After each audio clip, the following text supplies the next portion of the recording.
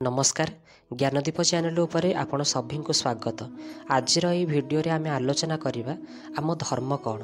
प्रत्येक मनीष को निज धर्मर ज्ञान रहिबा उचित। प्रत्येक मनीष जानिबा उचित तार धर्म कौन।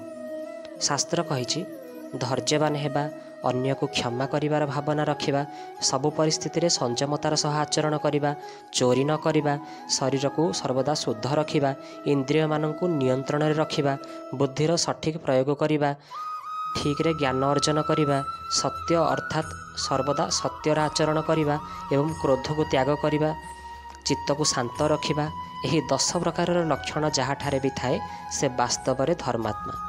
आजिर एही वीडियो माध्यम रे आमे वेद एवं उपनिषद मानकरे जो दर्शा जाइथिबा धर्मर वास्तविक स्वरूप विषय रे आमे आलोचना करिबा।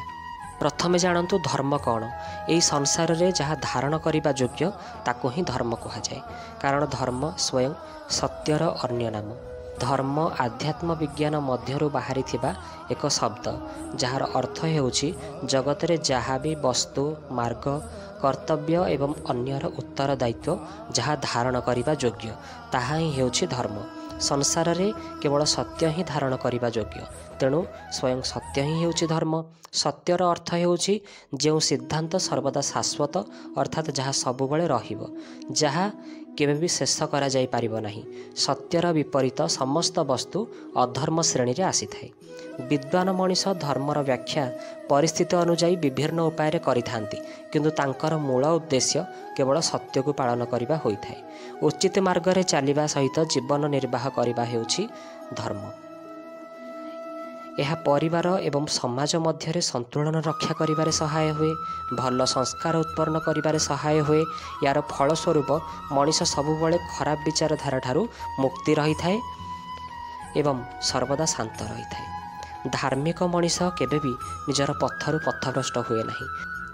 जीवन रे भयानक कष्ट आसिले भी से सत्य मार्गर सर्वदा पालन करुथाए एवं समाज रे निजर आदर्श को स्थापन करिथाए। निजर कर्तव्य को निष्ठार सहित पालन करिबा हेउछि धर्म, जहाको पालन करुथुवा मनीष पाप एवं पुण्य को भल भाबरे बुझी पारे। प्रत्येक मनीष निजर परिवार प्रति, निजर समाज प्रति, निजर देश प्रति निजर उत्तरदायित्व को बुझिबा उचित। सत्य मार्ग रे चलिबा सहित निजर दायित्व एवं निजर कर्तव्य को पालन करिबा उचित। बापा मांकर कर्तव्य होछि से निजर पिलांकर भल एवं उत्तम चरित्र को केमिति निर्माण करिवे एवं ता सहित तांकर मार्गदर्शन करिवे, जेमिति तांकर जीवन उज्जवल होई परिबो।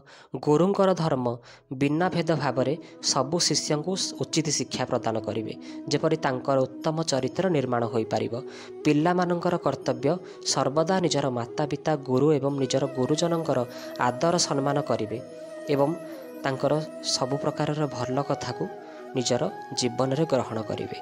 किंतु मन रखिबे कर्तव्य पालन अर्थ भ्रष्ट एवं भूल मार्ग रे चलिबा जमा भी नुहे। जो काम को करिले प्रकृति, मानव एवं जीव मानक ऊपर संकट उत्पन्न हेब, सेही काम को सर्वदा भूल काम कहा जाए। एमिते काम ठारू सबु मनीष को बंचिबा उचित। मनीषर मूल उद्देश्य हेउछि सबु प्राणी को खुशी रखिबा। जो मनीष सबु प्राणी को भल भाव दया भाव देखाए, वास्तव रे सीए ईश्वरंकर सेवा करिथाए। धर्मर अभाव रे मनीष भितर मनीषपणिया मरी जाए।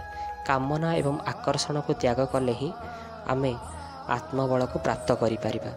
एही चारोटी जिनिस को जो मनीष छाड़ी पारिबो, ता मनरु ता आत्मारु से शक्ति संपन्न होई पारिबो। जहाँ आम पाखरे नाही ताको पाइबार कामना, जहाँ आम पाखरे अछि ता प्रति मोह एवं माया, निजर पद पदवी प्रतिष्ठा एवं निज को निजे अहंकार करिबा, सबुबले निज स्वार्थ को आगे रखिबा। कामना को त्याग करिले मनीष कर्मयोगी होई पारिबो। तेबे जाई आपण भितरु मजबूत होई पारिबे एवं संपूर्ण मानव समाज को प्रेम एवं सद्भावना बांटी पारिबे। भिडियोटी आपण मानकु केमिति लागिला आपण माने कमेंट सेक्शन में किछि निश्चय लिखिबे। जदि आपण माने हम चैनल ऊपर नुआ तेबे एमिति स्पिरिचुअल एवं मोटिवेशनल वीडियो देखिया पाई आम चैनल को सब्सक्राइब निश्चय करिवे। धन्यवाद।